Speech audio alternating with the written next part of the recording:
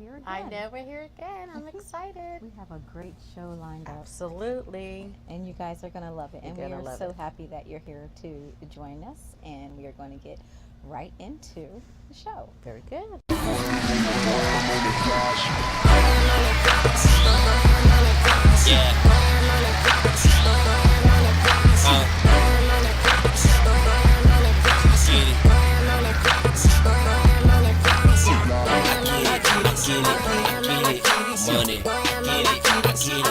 Money, cheese, moolah, wow.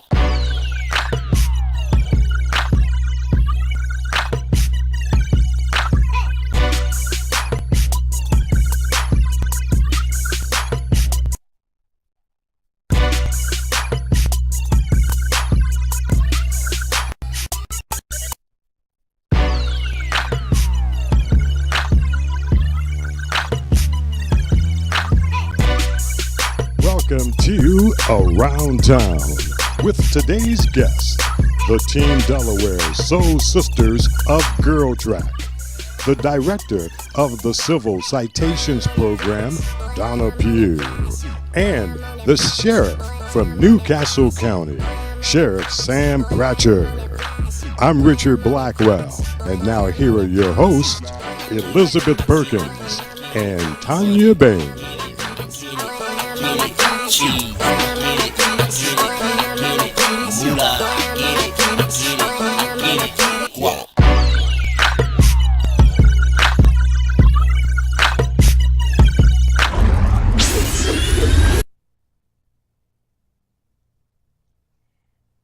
Thank you, Blackwell, for another great introduction. Yes, we are back, ladies and gentlemen. Tan, I missed you. I know, but we've both been in Florida.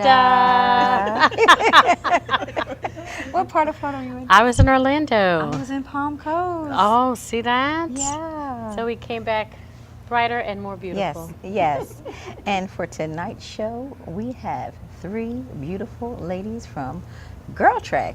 Welcome to the show. Thank you. Thank you for having us. Welcome. They look like they're ready for Florida. I wish. So could each of you tell me your name and what do you do? What's about Girl Track? I'm Judy Mans, and I'm a part of Delaware Soul Sisters, the most awesome group on the East Coast. I've been with the Girl Track since 2016, have grown an awful lot.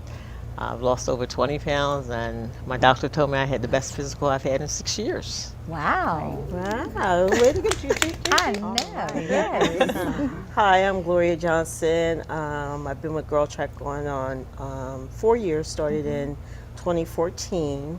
I started with Gina Gardner. We started a team in Delaware. And once Gina introduced herself, I'll tell you a little bit more about Girl Track. Okay. I'm Gina Garner.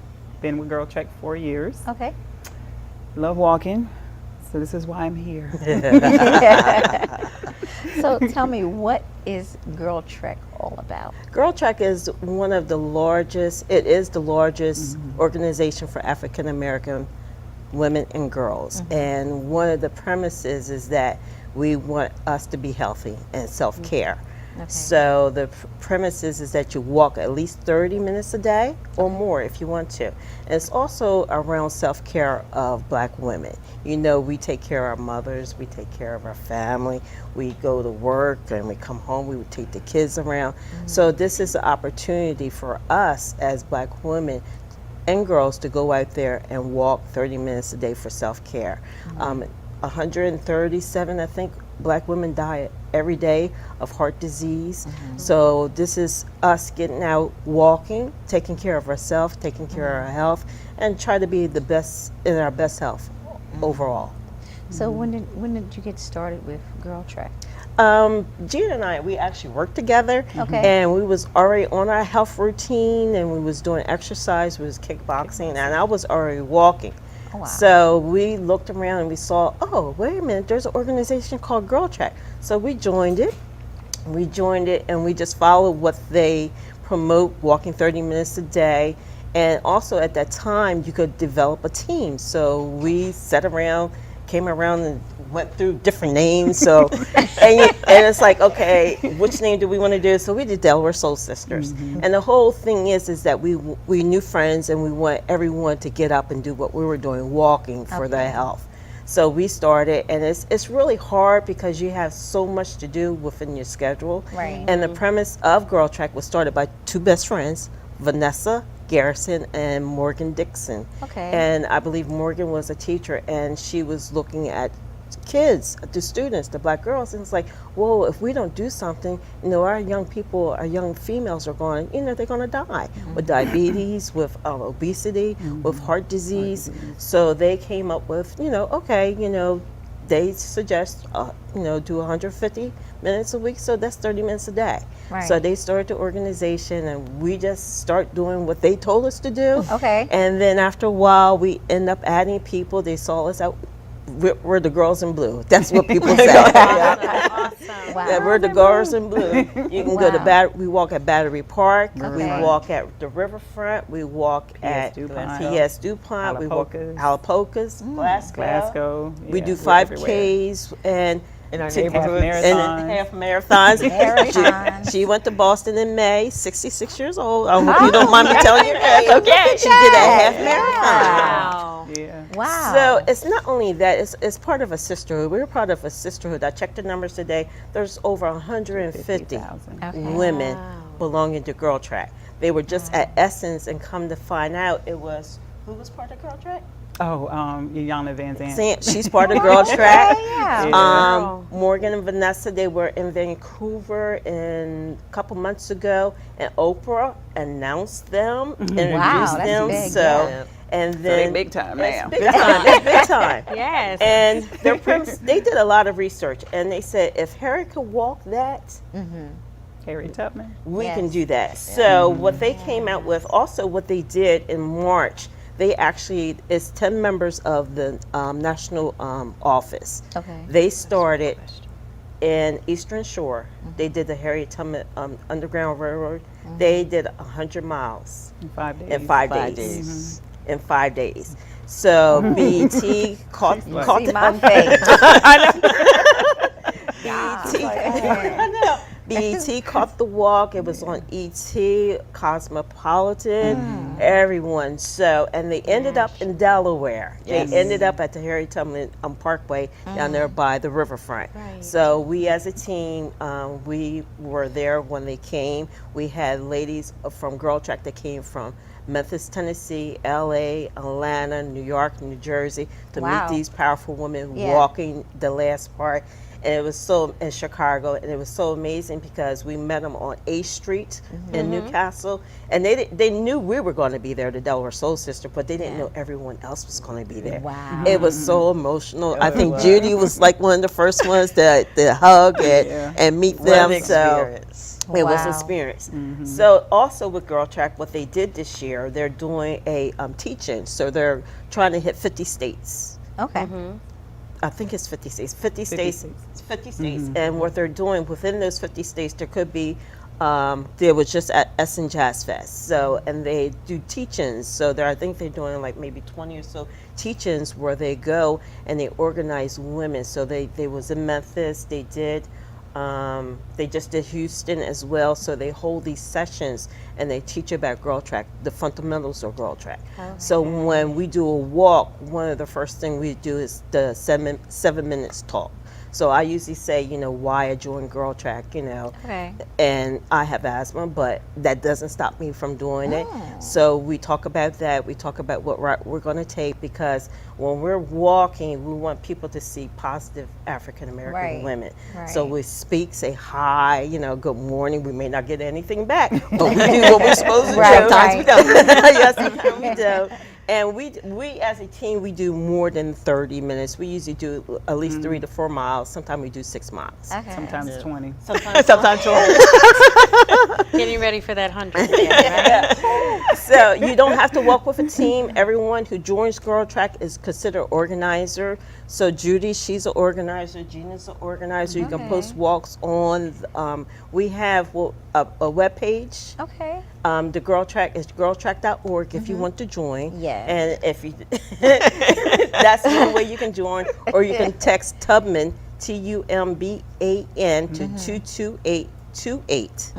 And each team or each chapter has a Girl Track page on Facebook. We're Girl Track Delaware. Okay. So we usually post our walks there. If you ever want to look for a walk, if you're anywhere around, you can actually go to the national page, which is girltrack.org. Okay. And you can go put in your zip code wherever you're going to be and find a walk. And there's all these walks that's posted up, post up there. Cities. Wow. And you the don't even city. have to know them. You know? Yeah. And you'll be welcomed. You'll Yeah. be welcomed. Beautiful. Where was Tawana just recently? One of our walkers, she was just in Atlanta and she did Stone Mountain. And while she was there, this shirt is the main thing. And You see this blue? when you see this blue, it's like, girl, yeah. Yes. And she didn't even know these women, and they just embraced We each embrace other. yeah. She Wow. FaceTime us, and one of the organizers, one of the national office person lives in Atlanta, and Carla, and I know Carla, and she came here, and it's like, oh my God, they were soul sister in Atlanta, and it's a truly sisterhood. We take care of each other. We have, other than walking, you can do like yoga and things like that. So it's all about taking care of yourself. Right. Yeah. And what's the youngest that can The youngest, Be in a even group. young girls, we have what, I would like say what's school. the Yeah, I age would say limit? middle school. middle yeah. school. Middle school. Okay. But they even have little babies, with their Girl Track. Pictures. Oh, Yeah. wow, that's cute. That's cute. Yes. They can walk. Pop them in the stroller. We gonna walk. Start them early. Exactly. Yes. Sign 'em up. Exactly. And if anybody say, "Oh, we can't walk," we go knock on the door. You say you're gonna walk. Come on, we take it. We do that too. Encouragement. Yes, Accountability. accountability. Good. And what they did this year, before you used to do monthly challenge. So our tracking season is from February to November. And Okay. what they did in the past 3 years, after Thanksgiving, we do what is called a family track. So if you're having a Thanksgiving dinner, you know how you eat and you just sit down I'm a foodie.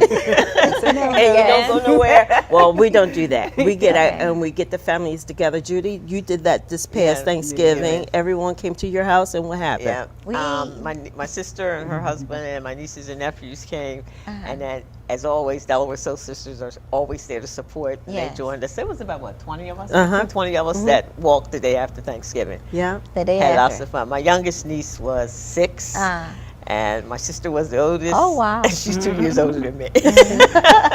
That's amazing. Yeah. So it was Yes. just, and that walk we had both the men and the women in our family. So it was just a wonderful It's a time. wonderful thing. And what they did this year, they came out, which is a Harriet handbook. Okay.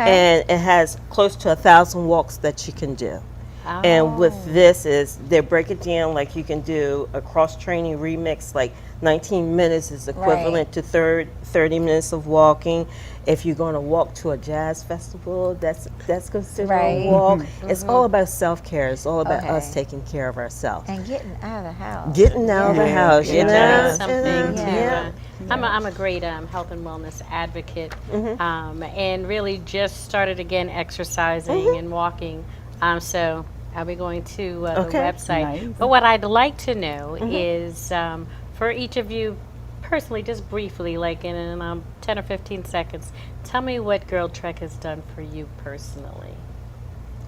For me personally, it's reminded me that I can do what I decide to do, and it's also got me to focus on my health. Like I said, I've lost over 20 pounds. I'm eating better. I'm still not eating as well as I should, but I am eating better Okay, as a result. excellent. It helped me focus on my health, and it also allowed me to say no. Okay. For self-care, it allowed me to Okay. say no. Very good. Excellent. Same here. Because it's hard, it's Yeah. hard to, say no because you want to do for everybody.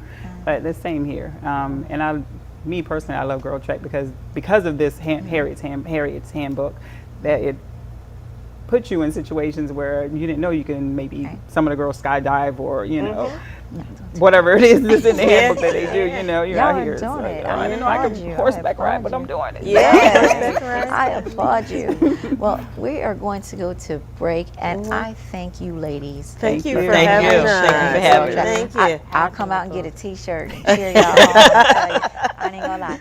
But we will be right back with Tanya Bayne and Health and Wellness.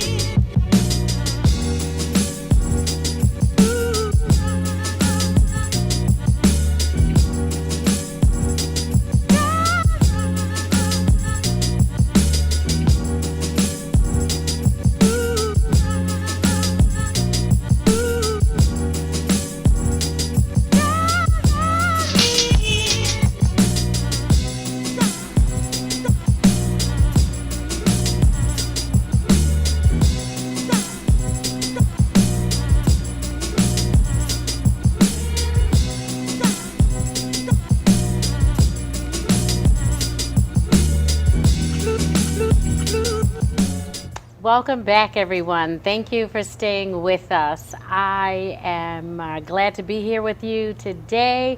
This is the Winning with Wellness segment, and I'm really happy today to be able to share some information with the community that I think is critically important, and it is a solution that I don't think a lot of people know about. So with me today, I have Miss Donna Pugh from the Juvenile Civil Citation Division? Department. Yeah, program. And she's going to share with us a little bit about herself and about this excellent program that we have available to us in Delaware. Thank you so much for joining me today, Donna. Oh, thank you so much for having me. Yes. So tell us about yourself and your program. Well, as you said, my name is Donna Pugh, and I am the program director for the Juvenile Civil Citation Program here in the state of Delaware. Juvenile Civil Citation is an alternative to arrest program that we started in here in the state of Delaware in 2015. There's only one other national model that we formulated and looked at before we started this, which is the state of Florida. They have a statewide program, something similar but not identical to what we do. And after visiting the state of Florida, the state of Delaware decided that this was a great opportunity that we couldn't pass for the children here and the youth in Delaware. Wonderful. So tell me about what your interest, your background, and what kind of drove you to kind of spearheading this program for us. Well, I'm an attorney. I'm a licensed practice attorney in the Commonwealth of Pennsylvania. I have been for over 20 some odd years, and we're not going to add up how old I am. But in my career, I've practiced criminal law my whole entire career. I've been an assistant district attorney, I've been an assistant public defender, and I've been assigned to the family court divisions and juvenile court. After leaving practicing law and moving to the state of Delaware prior to getting involved with this program, I actually taught at Lincoln University as an adjunct visiting professor for the criminal justice programs. And I really got introduced into juvenile delinquency by teaching the youth at Lincoln University, doing some academic research. After that, I got involved with a nonprofit organization, Delaware Center for Justice, that really started looking at this wonderful initiative that Florida was doing. I got involved with different agencies that were involved with juvenile youth in the state of Delaware, and we really started trying to figure out a way how we could replicate this model that Florida did in the state of Delaware, and we were very successful in doing that in 2015. Perfect. So give our audience an idea of how does the program work? Okay, absolutely. So as I said, juvenile civil citation is an alternative to arrest, which means children that are engaged in misdemeanor behavior that an officer could place under arrest that could be considered a crime, the officer at his discretion can decide not to place the child under arrest, either in the field, whether it's a school resource officer, wherever the incident takes place. He can go into his computer in the car or in his office and issue a written citation to the child. Once he does that, it goes through our criminal justice information system, and our office actually gets it immediately once it's cited, and the family has 7 business days to get in contact with us. Once they make contact with us, the children have a case manager assigned. They meet with the family and the parent or guardian. They do a risk and needs assessment because we want to see what risky behaviors and factors or positive factors that are going on in the home and with the child in their life, that we can reinforce that to stop them from going into the system. Because I said this is an alternative. It's nothing to do with the court system. The child never goes to court. They're never fingerprinted and they're never arrested. But it's not a slap on the wrist because they are held accountable because they have to do community service hours and do a restorative justice packet. So our goal is children that are doing delinquent behavior, that we are keeping them out of the system and going further into the system, but still holding them accountable for their actions. So what types of incidences would qualify for this particular program? Well, currently we have 7 offenses that are eligible. Shoplifting, disorderly conduct, underage possession or consumption of alcohol, criminal conspiracy, criminal trespass of the third, loitering, possession of marijuana, and possession of drug paraphernalia related to marijuana. So we have 7 offenses that are eligible right now, but I'm happy to say that the General Assembly here in Delaware at the end of June just passed new legislation that will make all misdemeanor offenses except for those in Title 21 and 2 sections in Title 11 eligible. So it will be all misdemeanor offenses that youth would now have an opportunity of getting a civil citation and not going to family court.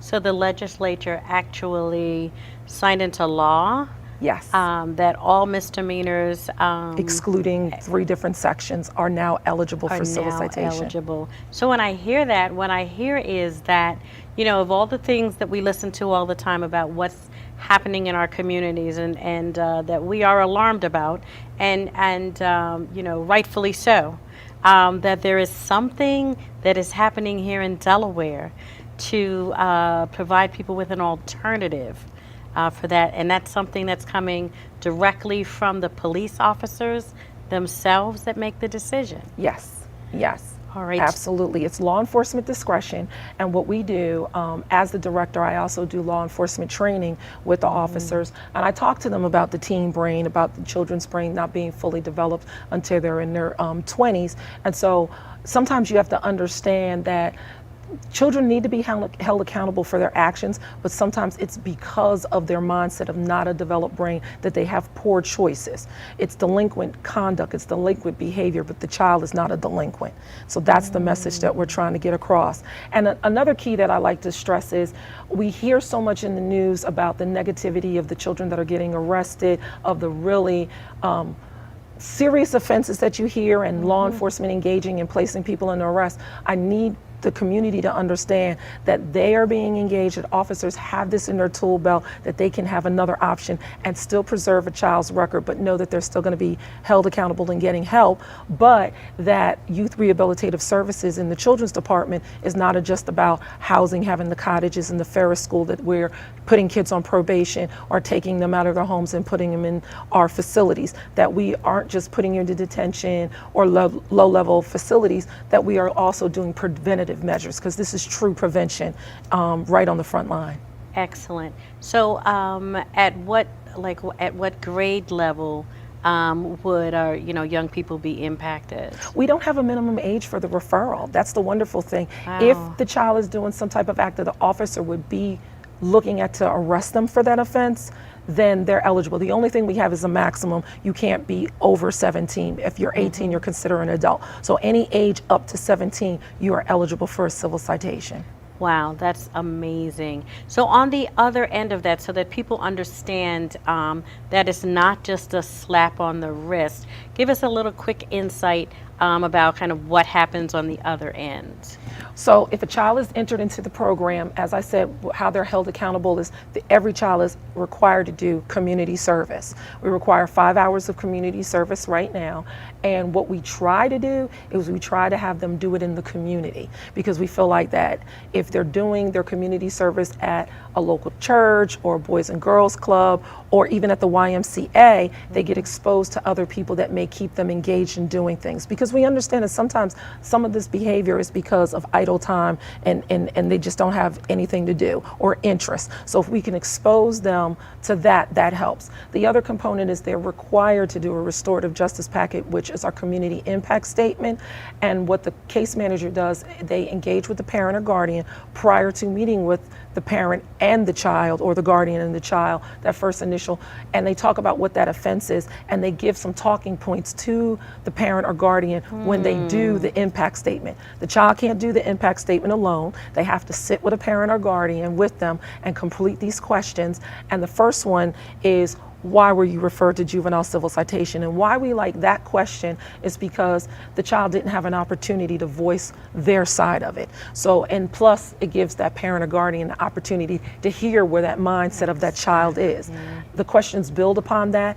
Who did it impact? And depending on type of offense, we have the case manager give talking points to the parent or guardian. If it's a shoplifting, we want that child to understand that it's not the bubble that you're living in. You might have gotten suspended from school, or grounded, or your phone taken, but it's bigger than you.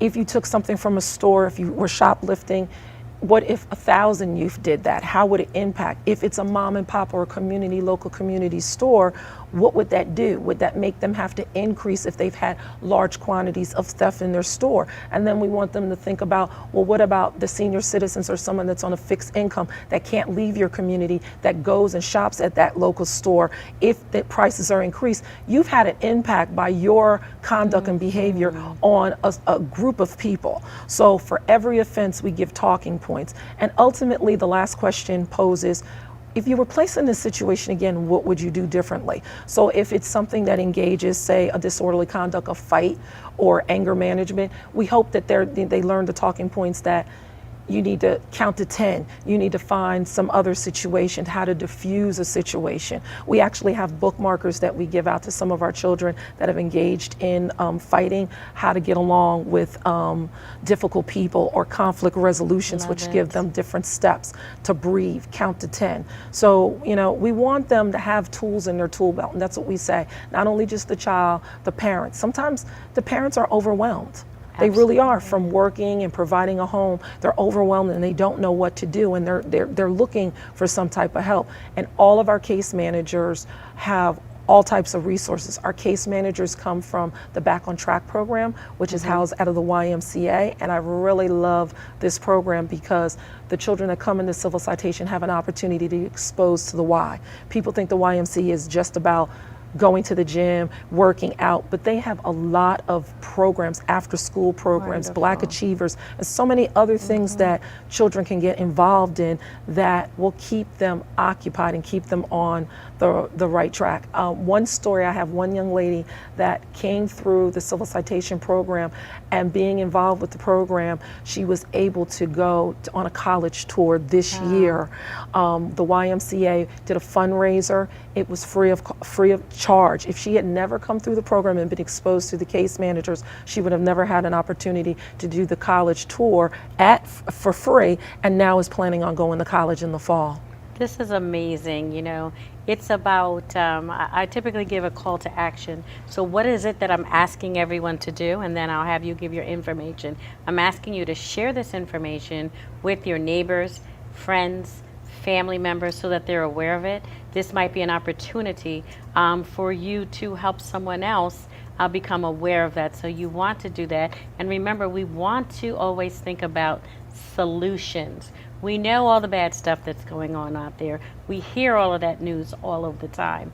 But you have an accountability, and now you have more knowledge, and applied knowledge is power, not just knowledge. Applied knowledge is power. So as we're wrapping up our last 30 seconds, how do we get in touch with you, and how do we find out more information? Absolutely. They can contact our website, which is the kids.delaware.gov, and that's the Children's Department. Once they click on the link, they would go to Youth Rehabilitative Services, which is the division that we're housed under, and there is a link that says Juvenile Civil Citation that has our program brochure, my contact information, my email, my telephone number, our recent stats that we have, and videos of things that we've done. Wonderful. Thank you Thank you for having very us. much. Well, folks, we don't want you to go away.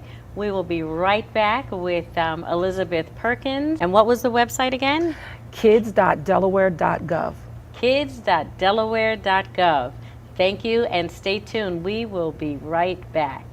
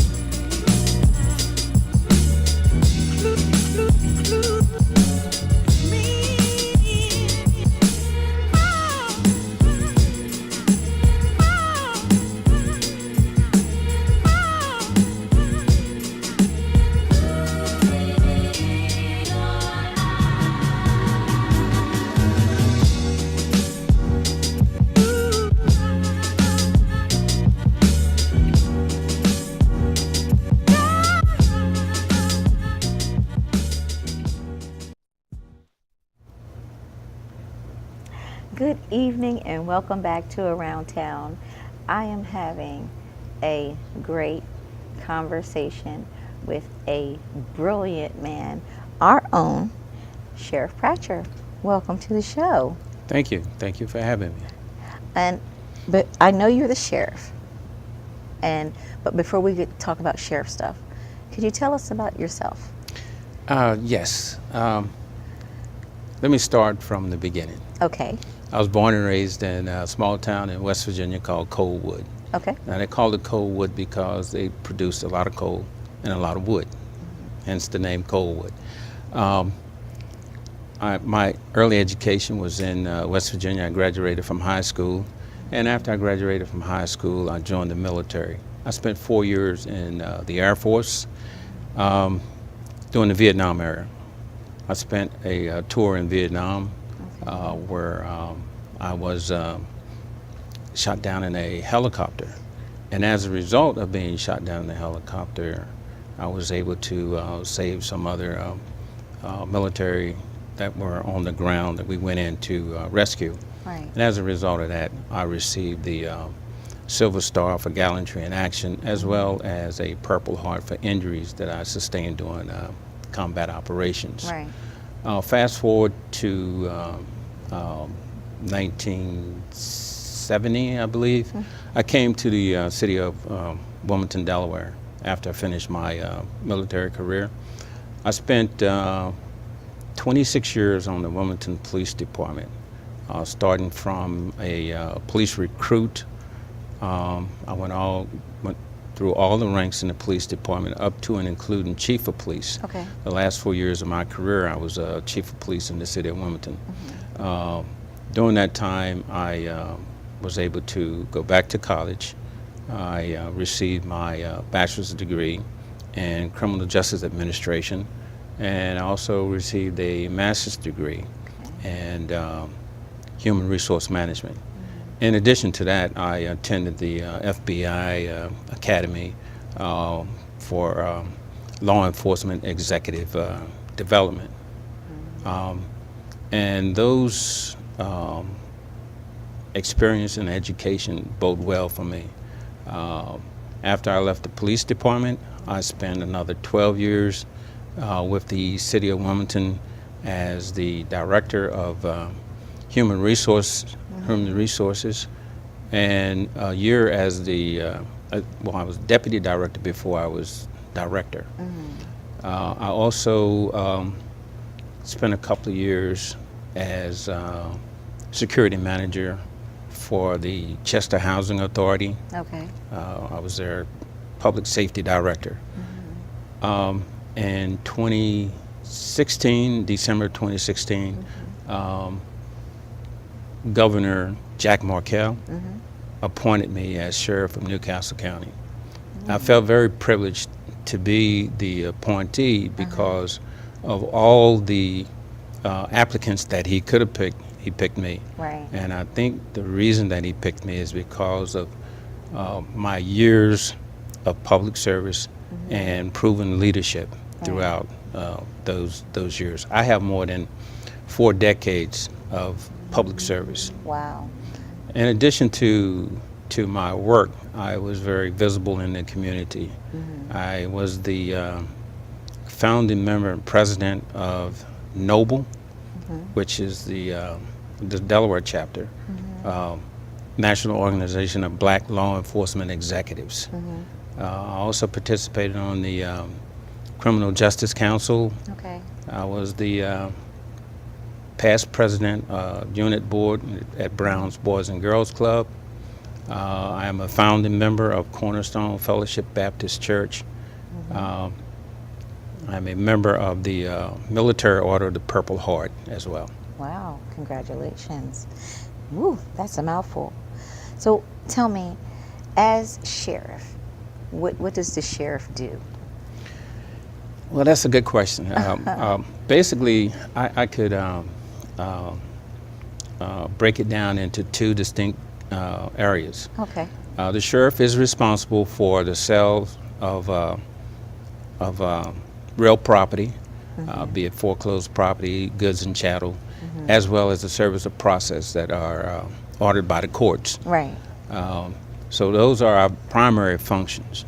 Contrary to what a lot of people think, the Sheriff Department is not involved in law enforcement in the state of Delaware. Oh, okay. And that's one of the things that I think that our office needs to do, is to educate the public on just exactly what it is the Sheriff's Office is involved in. Because, you know, when you say sheriff, you're thinking, okay, we're going to the sheriff, he's going to get this situated, Right. taken care of.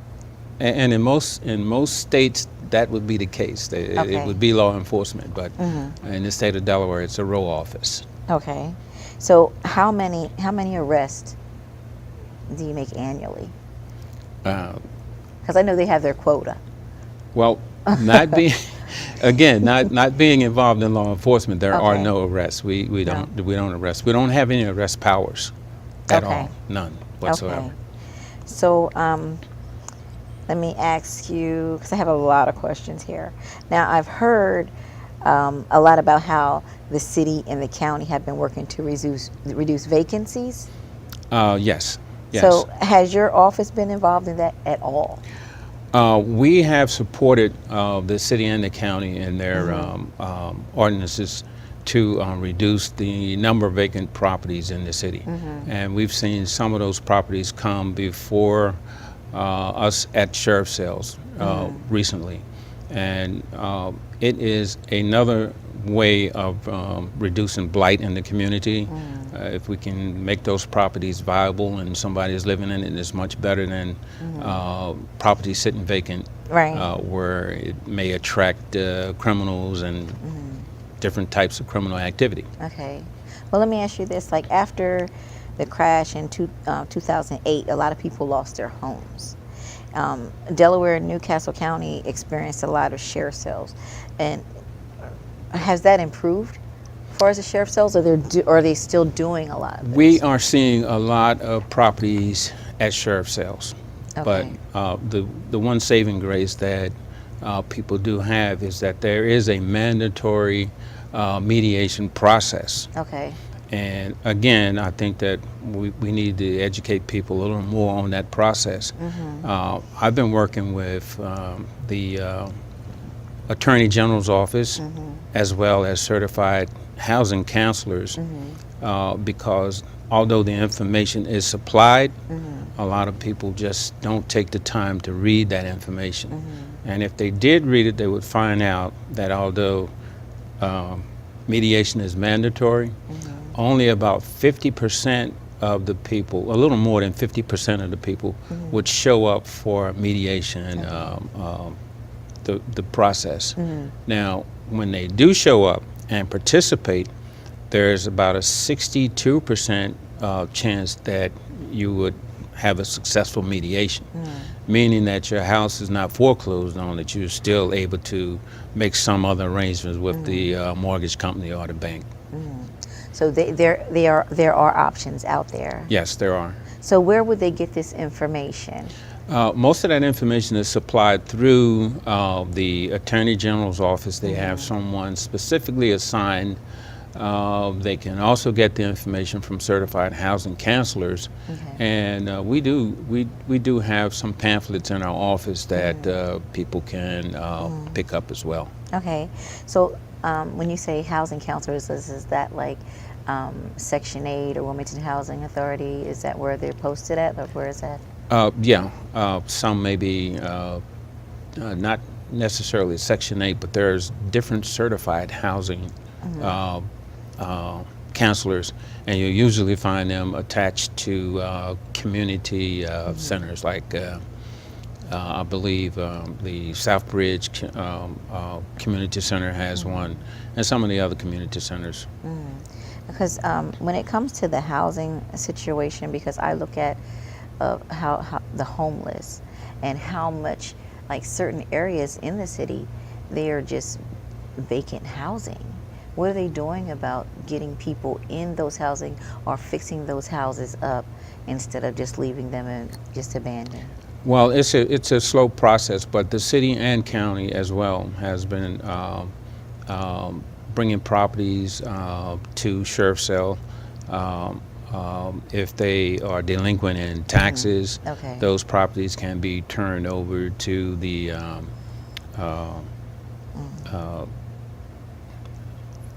I believe it's the housing bank of Wilmington. Okay. They can be turned over and turned into viable properties. Okay. What puts a house on the sale list? Like what happens? What's involved in that? Do they miss out on paying like a property tax or a school tax? How does that work? Well, if you're talking about tax properties, Yeah. it's usually a combination of accumulation of taxes that will get you on the sheriff's sale for tax purposes. Right. Foreclosures, you are behind in your mortgage. Okay. Generally, at least a couple of years before it comes up on our sheriff's sale list. Okay. Well, let me ask you. A lot of properties, for us, like the bigger housings, are left abandoned. What do you do about that when a property is left abandoned for years? I'm not sure that there are a lot that are left abandoned for years without the mortgage companies being involved Okay. and Or to fix the foreclosing structure. on those types of houses. But again, going back to the vacant property ordinances, that's what those are designed to do, is to take those properties that are vacant and have been vacant for a period of time and get those properties back online. Okay. Well, some of my viewers wanted me to ask you some questions, so I got questions right from our viewers. And the question is, what percentage of those houses are owned by minorities? Well, I cannot give you a percentage of the housing that is owned, that are foreclosed, Okay. that are owned by minorities, but I can tell you this, that since the economic downturn, a lot of people, lots of people have been affected by the economic instability, and it crosses all borders. Okay. Not just minorities, but everybody has been affected by this. I've seen houses as low as 20,000 come up on a sheriff's sale, and I've seen them as high as 600,000 Okay. on sheriff's sales. Okay. Those are that's residential properties, but we also have some commercial properties that have been up for sale as well. Okay. And another question is, what about the properties that have been in people's families for generations? Like their moms or their grandparents has it, and now it's up for, sheriff's sale? Well, Do they have a chance? Yes, they do have a chance.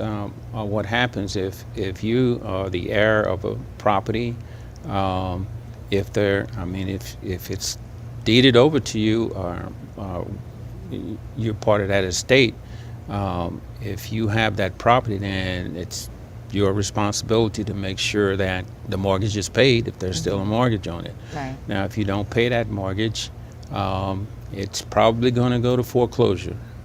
And once it's in foreclosure, the owner, again, would still have an opportunity for mandatory mediation. Okay.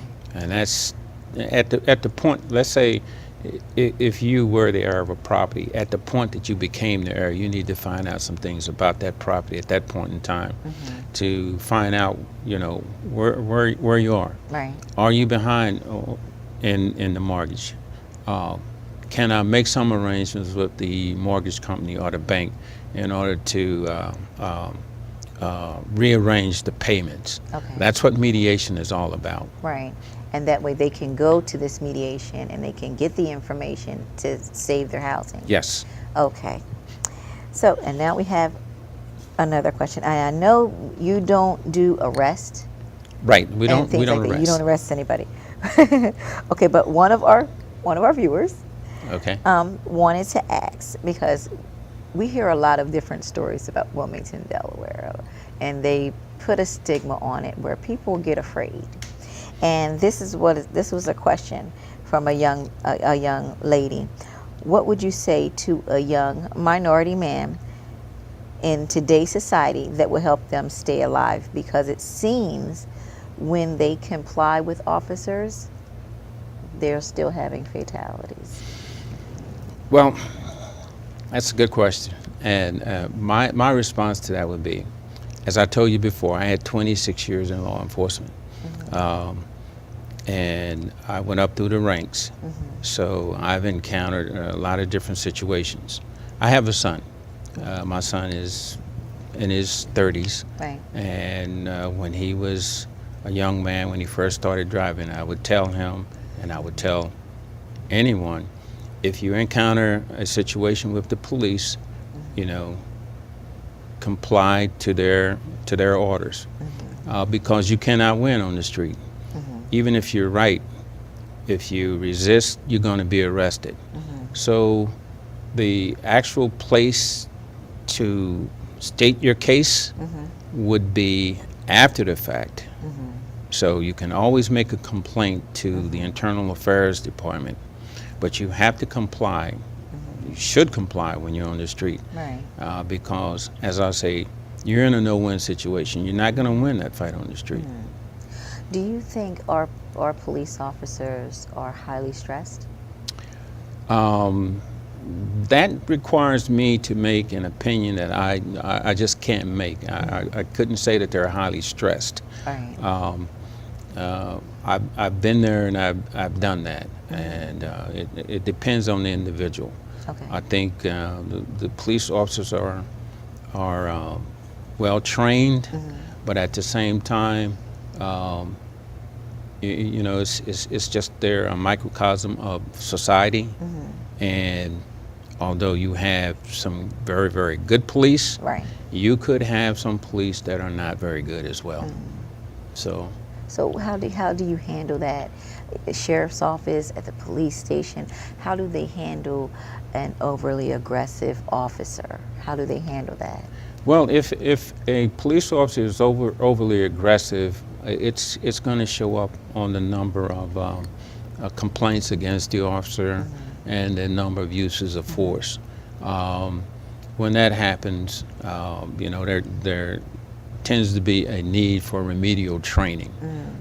That's from my law Right. enforcement background. I'm sorry to cut you off. Do you think our police officers here in our state, do they wear the body cam? I don't believe so. Let me preface that by saying that I've been away from law enforcement for at least Okay. 20 years. Yes. fair But enough. I'm not aware that they're wearing body cams in Okay. the state of Delaware. Could I ask you this? I know you're not a police officer, you're a sheriff, but when we're out or people are out and something's going on and people pull out their cameras, why do the police officers say, put your phone down, put that away, you're not allowed to take this? Because, like I said, people are scared, and that's the only thing that people have to say. Let me pull my camera out right now because I don't know how this is going to go, because I'm in a lose-lose situation anyway. I've seen situations where people have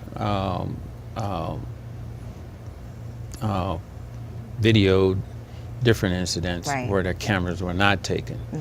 As I said before, I've been away from it for a while. I don't know that you have the right to seize the camera. Okay. But I'm not an attorney, Right. so you know, that's just Right. my opinion. I don't think that you can, but that's again, I'm not an attorney. Let me ask you this: what are the plans? What is your plans for your first full term? My plans are to, number one, to educate the public on what it is the sheriff's office does. I will continue to support the city and the county as far as the vacant housing is concerned. Yeah. I will continue my support of the Delaware Coalition Against Gun Violence. And as far as the office is concerned, we will continue to upgrade our equipment. We will provide additional training for the deputies as well as our administrative staff. Right. And we want to continue to upgrade their equipment used by the deputies and the administrative staff as well. And again, I have to, because you're here and I have the opportunity to have you in my presence, with the amount of shootings that's going on, and what are they doing to do more to find these shooters that's out in the streets that they can't find? Because we have families that have people that are lost, victims that have been lost due to gun violence. What are they doing to work that avenue to get these people apprehended? I know. I have to go back to what I said before. Yes. The sheriff's office is not involved in law enforcement, so I wouldn't have that kind of information on a day-to-day basis as to how a investigation is being conducted. Right. I could only give you something, a perspective that I would have based on what I may have done years ago, and I don't think that would be fair. Right. Well, I would say that you're a very fair man.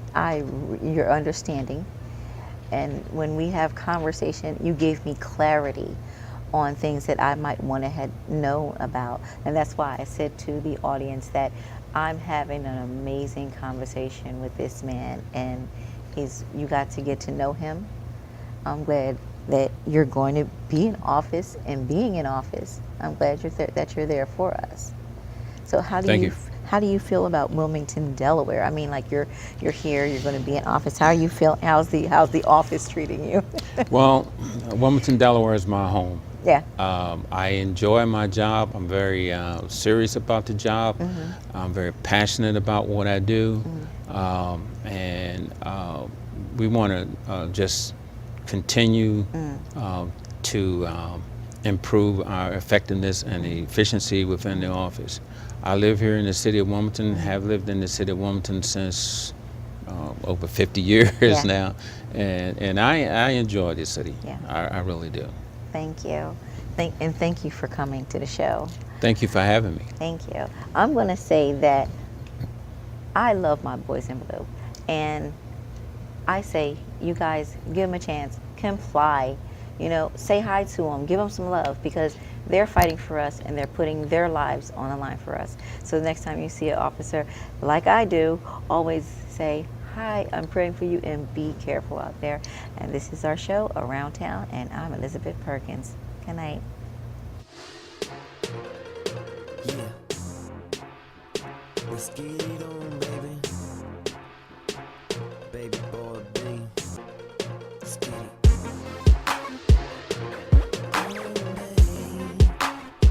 Let's get it on,